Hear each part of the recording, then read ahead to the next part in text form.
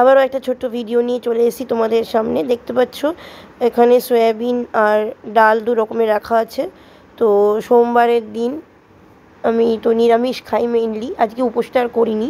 তো এখানে সয়াবিনটা আমি জলে ভিজিয়ে দিলাম, আর ওদিকে দু রকমের ডাল নিয়ে নিয়েছি, একটা মুগ ডাল একটা অড়হর ডাল। এই দু রকমের ডালকে একসঙ্গে নিয়ে মিক্স করে নিলাম। একটু বেশি করেই বানিয়ে নিয়েছি যাতে কালকেও হয়ে যায়। কালকেও আমাদের নিরামিষ আছে, মঙ্গলবার আমরা নিরামিষ খাই। তো দেখো এখানে ডালটাকেও ভিজিয়ে দিয়েছি, ভালো করে আগে কষলে ধুয়ে নিয়েছি, তারপর আমি ভিজিয়েছি। তোমরা প্রথমে ভিজিয়ে রেখে তারপরে ধুতে পারো, অসুবিধা নেই। এরপর আমি রান্না শুরু করে দেবো। তো সয়াবিনের জন্য আমি আলু আর লঙ্কা কেটে নিয়েছি লম্বা লম্বা করে, টমেটো অল্প কেটেছি, আর অল্প টমেটো আর লঙ্কা কুচি কেটে নিয়েছি ডালের জন্য। এখানে প্রথমে আমি সয়াবিনটা করেছি ঘি দিয়ে। আমি ঘি দিয়ে রান্না করি মেইনলি, অল্প অল্প ঘি দিয়ে, তেল ওটা ব্যবহার করি না, যখন দরকার লাগে তখন একটু করি। তো এখানে ঘি দিয়ে দিয়েছি 2 থেকে আড়াই চামচ মতন, বা 3 চামচও তোমরা নিতে পারো। চামচটা আমার ছোটোই ছিল, ওই চামচে 3 চামচও নেওয়া যায়। তো এখানে আমি একদম দেশি ঘি ইউজ করেছি, একদম লিকুইড ঘি যেটা রান্নার জন্য ইউজ করা হয়। তো ওই ঘিটা আমি ইউজ করেছি। এখানে ঘিটা দিয়ে দিয়েছি। ঘিয়ের মধ্যে প্রথমে এখানে জিরে ফোড়ন দিয়ে দিয়েছি। তোমরা নর্মাল জিরে, সাজিরে সবই ইউজ করতে পারো, কোনো অসুবিধা নেই। দেখে হয়তো বুঝতে পারছো আমি এখানে সাজিরেটা ইউজ করেছি, আমার কাছে ছিল, তো ওইটাই আমি ইউজ করে নিয়েছি। আর এখানে জিরে ফোড়নটা দিয়ে দিয়েছি। এরপরে আলুটা দিয়ে দেবো। প্রথমে টমেটো দিয়ে দিচ্ছি, টমেটো, আলু, লঙ্কা সব একসঙ্গে দিয়ে দেবো, দিয়ে একটু নাড়িয়ে চাড়িয়ে নিয়ে তারপরে আমি এখানে আদা পেস্ট আমার একটা আছে আলাদা করে, তো ওটা দিয়ে দেবো। ওটা দিয়ে তারপরে নুন আর হলুদ দিয়ে ভালো করে নাড়াচাড়া করব। দেখো আদার পেস্টটা দিয়ে দিচ্ছি, যে মাদার্স রেসিপি জিঞ্জার পেস্টটা আমার কাছে ছিল, তো দিয়ে দিলাম।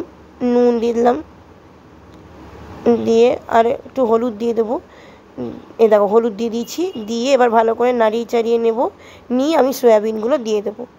তো নাড়ানো হয়ে গেছে, এবার সয়াবিনগুলো দিয়ে দিচ্ছি এক এক করে, পুরো জল চিপে আমি জল থেকে তুলে দিয়ে দিতাম।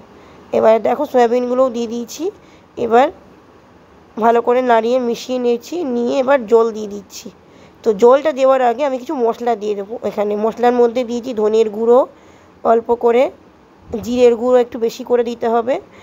আর এখানে আমি আরেকটা মশলা ইউজ করেছি, যেটা হচ্ছে কিচেন কিং সবজি মশলা, যেটা ওইটা আমি দিয়েছি এখানে অল্প করে, যাতে টেস্টটা আর একটু এনহ্যান্স হয়। তো এই সব মশলাগুলো দিয়েছি, আর দিয়েছি লঙ্কার গুঁড়ো, অল্প করে লঙ্কার গুঁড়ো দিয়েছি। তোমরা চাইলে এখানে লঙ্কার গুঁড়োর জায়গায় গোলমরিচের গুঁড়ো ইউজ করতে পারো, আবার যে ঝাল খাও না সে কিছুই ইউজ না করলেও চলবে। তো এখানে দিয়ে দিয়েছি, সবগুলো দিয়ে ভালো করে মিশিয়ে নেব, মিশিয়ে নিয়ে তারপরে জল দিয়ে দেবো। দেখতে থাকো তোমরা। এরপরে আমি ডালটাও বসাবো। তো দেখো এখানে সব দিয়েছি, যে কিচেন কিং মশলা, এটা হচ্ছে সবজি মশলা এক ধরনের, এটা দিলে খুব ভালো একটা টেস্ট হয়। আর তোমরা দিলে দিতে পারো, না দিলে না দিতে পারো, এটা অপশনাল। তো দেখো দিয়ে মশলাগুলোকে সব নাড়িয়ে চাড়িয়ে নিয়ে আমি এর মধ্যে পরিমাণ মতো জল দিয়ে দিয়েছি সিদ্ধ করার জন্য। জলটা দিয়ে পুরোপুরি সিদ্ধ হয়ে গেলে তারপরে নামিয়ে নেবো। দেখো হয়ে গেছে, আমি এবার ওই বাটির মধ্যে নামিয়ে নিচ্ছি অল্প অল্প করে।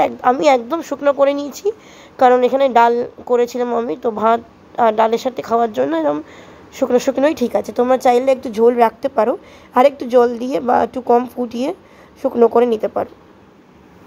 খুবই নরম আর টেস্টি হয়েছিল।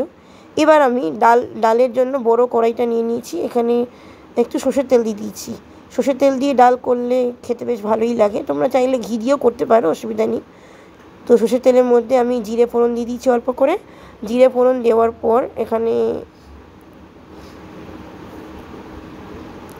জিরেটা একটু সাঁতলে নিয়ে তারপরে এর মধ্যে একে একে দিয়ে দেবো আমি টমেটো কুচি, লঙ্কা কুচি, তারপরে গোটা গরম মশলা দিয়েছি কিছুটা, আর শুকনো লঙ্কা।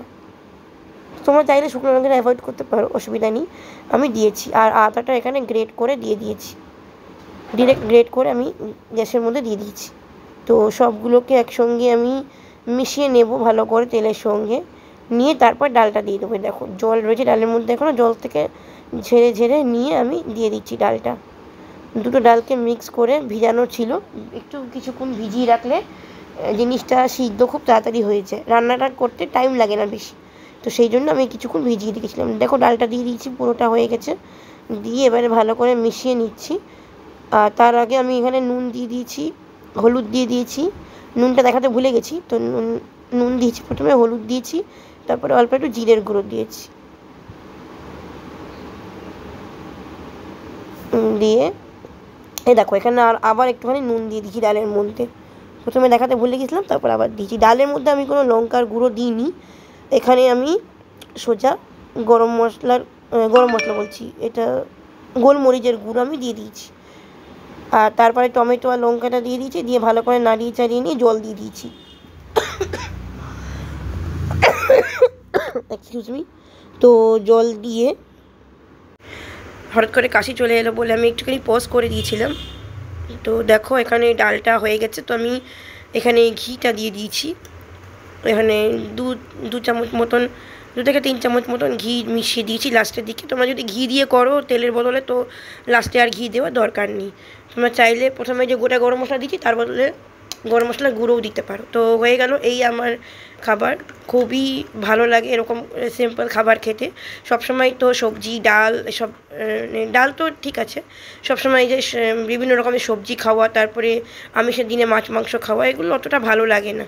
তো তোমরা কে কে এরকম খাবার খেতে পছন্দ করো আমাকে অবশ্যই জানাবে, কমেন্ট করে একটা লাইক করে দেবে, শেয়ার করে দেবে, আর আমাকে ফলো করে দিও।